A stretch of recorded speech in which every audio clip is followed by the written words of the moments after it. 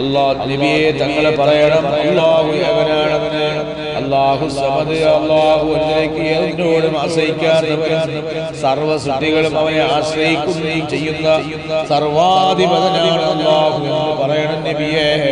ലം യലിദ് വലം യൂലദ്, അവൻ ജനിതാവല്ല ജനനാവുമല്ല, അവൻ സന്താനത്തെ ജനിപ്പിച്ചിട്ടുമില്ല, അവൻ ആരുടെയും സന്താനമായി ജനിച്ചിട്ടുമില്ല. മാത്രമല്ല വലം യകുൽ ലഹു കുഫുവൻ അഹദ്, അവനോട് തുല്യമായ ആരും ഒന്നും തന്നെ ഇല്ല. അല്ലാഹു ഏകനാണ്, അല്ലാഹു ഒന്നിലേക്ക് ആശ്രയിക്കാത്തവനാണ്, എല്ലാ വസ്തുക്കളും അവനെ ആശ്രയിക്കുന്നു. സർവാധിനാഥനാണ് അവൻ, സന്താനത്തെ ജനിപ്പിച്ചിട്ടില്ല, അവൻ ആടെ സന്താനമായി ജനിച്ചിട്ടുമില്ല, അവന് തുല്യവനായ ഒന്നും തന്നെ ഇല്ല. തൗഹീദിന്റെ ശക്തിയായി സ്ഥാപിക്കുന്നതിനും ശിർക്കിനെ ശക്തിയുക്തം ഖണ്ഡിക്കുന്നതിനുമായ സൂറയാണ് സൂറത്തുൽ ഇഖ്ലാസ്. തൗഹീദ് എന്ന ദാത്തിലും വിശേഷണങ്ങളിലും പ്രവർത്തനങ്ങളിലുമെല്ലാം അല്ലാഹു ഏകനാണ്, ദീർഘമായ ഉറച്ച വിശ്വസിക്കുകയും അവനെ മാത്രം ആരാധിക്കുകയും ചെയ്യുക. ശിർക്കെന്നാൽ അല്ലാഹുവിനെ പങ്കാളി ഉണ്ടെന്നോ, ഇബാദത്ത് ചെയ്യപ്പെടാൻ പറ്റുന്ന വസ്തുക്കൾക്ക് അർഹതയുണ്ടെന്നോ വിശ്വസിക്കുകയോ പ്രവർത്തിക്കുകയോ ചെയ്യലാണ് ശിർക്ക് പറയുന്നത്. ശിർക്ക് തൗഹീദ് മനസ്സിലായില്ലേ? ദാത്തിലും വിശേഷണങ്ങളിലും പ്രവർത്തനം അല്ലാഹു ഏകനാണ് ദൃഢമായി വിശ്വസിക്കുന്നതിനെ തൗഹീദെന്നും, അല്ലാതെ അല്ലാഹുവിന് പങ്കാളി ഉണ്ട്, അല്ലാഹുവിനെ പോലെ ഇബാദത്ത് ചെയ്യാൻ മറ്റൊരു വസ്തുവുണ്ട് എന്ന് വിശ്വസിക്കലാണ് അത് ശിർക്ക്. അല്ലാഹുവിനെ പരിചയപ്പെടുത്തി കൊടുക്കണമെന്ന് മക്ക മുസ്ലിങ്ങളോട് ആവശ്യപ്പെടുമ്പോഴാണ് ഈ സൂറ അവതരിപ്പിച്ചത്. അപ്പൊ ഔലിയാക്കളെയും അമ്പിയാക്കളെയും നമ്മൾ ആനന്ദയിൽ വിശ്വസിക്കുന്നത് അല്ലാഹു കൊടുത്ത കഴിവ് കൊണ്ട് പ്രത്യേകമാക്കപ്പെട്ടവരാണ്. ദാത്ത് സിഫത്ത് വിശേഷങ്ങളിലേക്ക് അല്ലാഹുവാണ് അവർക്കെല്ലാം കൊടുക്കുന്നത് എന്നല്ലാതെ അല്ലാഹുവിന്റെ ദാത്തിനോ സിഫത്തിനോ ഒന്നും അവർക്കെന്തില്ല, വിശേഷണമില്ല. പക്ഷേ അല്ലാഹു പ്രത്യേകമായ കഴിവ് കൊടുത്തവരും പ്രത്യേകമായി അല്ലാഹു പരിഗണന നൽകിയവരുമാണ് അമ്പിയാക്കൾ, ഔലിയാക്കൾ. അതുകൊണ്ടാണ്, അല്ലാതെ അല്ലാഹുവിനെ വിശ്വസിക്കുന്നു, അല്ലാഹുവിന്റെ ഖുദ്റത്തിനെ പോലെ, അല്ലാഹുവിന്റെ ഇബാദത്തിനെ പോലെ, അല്ലാഹുവിന്റെ മറ്റുള്ളതായ വിശേഷണങ്ങളെ പോലെ അല്ലാഹുമായുള്ള തുല്യതയുള്ളവരല്ല. തുല്യതയുള്ളത് ആരെയുള്ളൂ? അല്ലാഹു. വലം യകുൽ ലഹു കുഫുവൻ അഹദ്, അവനോട് തുല്യം വേറെ ഒന്നും തന്നെ ഇല്ല.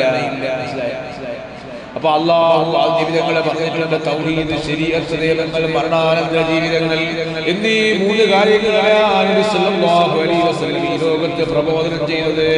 അപ്പൊ മുത്തനബി പ്രബോധനം ചെയ്തതാണ് ഈ തൗഹീദാണ്, ശരീഅത്ത്, നിയമങ്ങളാണ്, മരണാനന്തര ജീവിതമാണ്. മനുഷ്യന് ശേഷമുള്ള ജീവിതം തൗഹീദ്, അല്ലാഹു ഏകനാണെന്നുള്ളത്, ശരീഅത്ത്, നിയമങ്ങൾ, ഈ മൂന്ന് കാര്യങ്ങളാണ്. അതിൽ പ്രഥമ സ്ഥാനം തൗഹീദ് തന്നെയാ. തൗഹീദിന്റെ സമ്പൂർണ്ണാശയം ഈ സൂറയിലുണ്ട്. ഈ സൂറ ഖുർആന്റെ പൂർണ്ണമായി സമമായി ഗണിക്കപ്പെടാനുള്ള കാരണം ഇതാണ്. യാതൊരു കലർപ്പും കൂടാതെ തികച്ചും സംശുദ്ധമായ തൗഹീദിന്റെ മൂല്യങ്ങളെ ഉൾക്കൊള്ളുന്നത് കൊണ്ടാണ് ഇതിനെ ഇഖ്ലാസ് എന്ന് ഈ സൂറയ്ക്ക് പേര് പറയാനുള്ള കാരണം. എന്തുകൊണ്ട്? ഇതിന് തൗഹീദിന്റെ മൂല്യങ്ങളെ ഉൾക്കൊള്ളുന്നത്.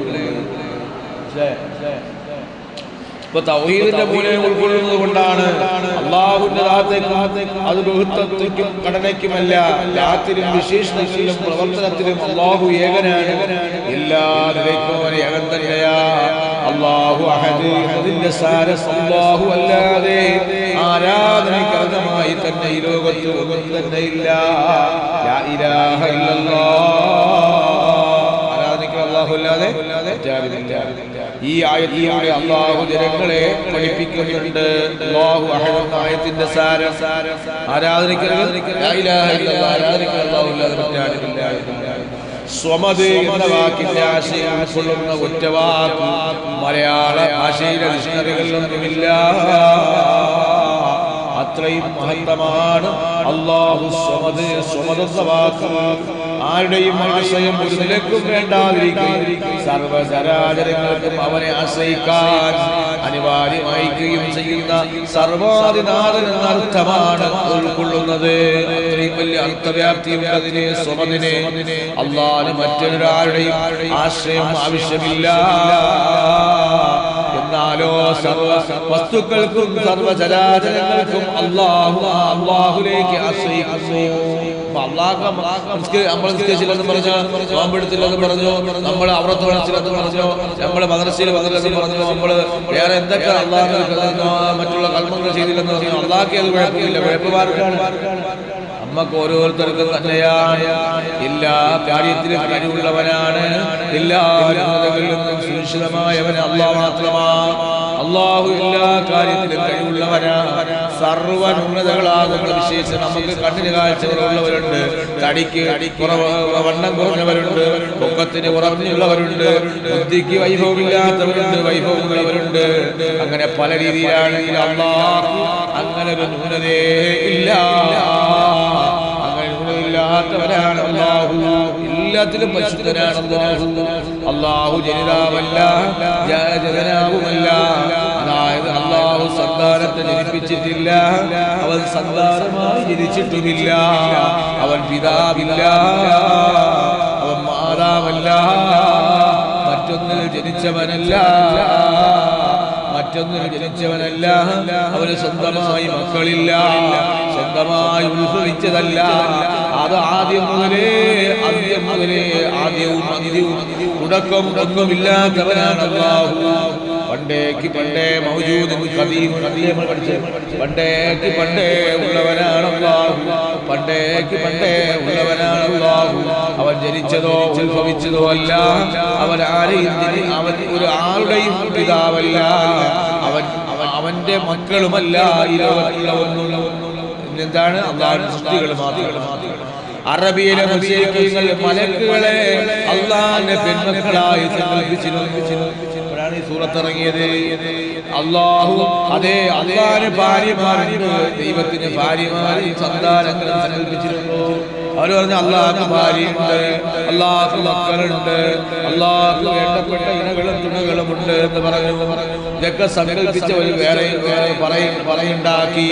ഇത്തരം അബദ്ധമായ വിശ്വാസങ്ങളെ നിഷേധിച്ചുകൊണ്ടാണ് അല്ലാഹുവിന്റെ ഏകത്വത്തെ സ്ഥാപിക്കുകയും ഈ ആയത്തിൽ അല്ലാഹു ഇറക്കപ്പെട്ടത്.